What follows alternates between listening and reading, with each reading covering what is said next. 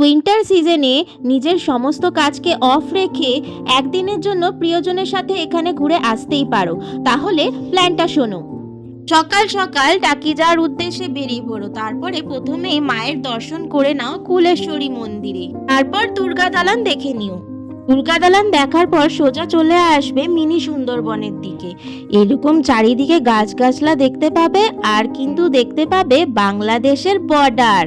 সুন্দরবন থেকে বেরোনোর পথে এরকম ছোট ছোট গুড়ের দোকান তোমরা দেখতে পারবে। এগুলো সব খেজুরের গুড়। তোমরা চাইলে ট্রাই করে বাড়ির জন্য নিয়ে যেতে পারো।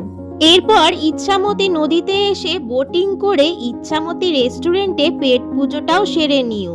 তারপর চলে এসো জেনারেলের বাড়ি। ঠিক এই বাড়ির পেছনেই রয়েছে গয়নার বাক্স, যেখানে শুটিং হয়েছে সেই বাড়িটি। এত ঘোরাঘুরি করার পর দুপুর থেকে বিকেল হয়ে যাবে। তারপর তোমরা চলে আসবে জোড়া শিব মন্দিরে ভৈরব বাবার দর্শন করতে। ভৈরব বাবার দর্শন করে তোমরা সোজা চলে আসবে পূবের রাজবাড়িতে। আর এখানে তোমরা বিশাল বড় একটা দুর্গা দালান দেখতে পারবে। দুর্গা দালান দেখে রাজবাড়ির চারিপাশটা একটু ঘুরে নিও, একটু গা ছমছম করবে কিন্তু। তারপর 2 ঘন্টা হাতে নিয়ে চলে আসবে ঘোষ বাড়িতে। ওখানে কিন্তু বিশাল বড় মেলা বসে, আর মেলাটা কিন্তু 12 মাসই থাকে। তো সব শেষে বাড়ি ফিরবে রাত্রেবেলা কাঁপতে কাঁপতে।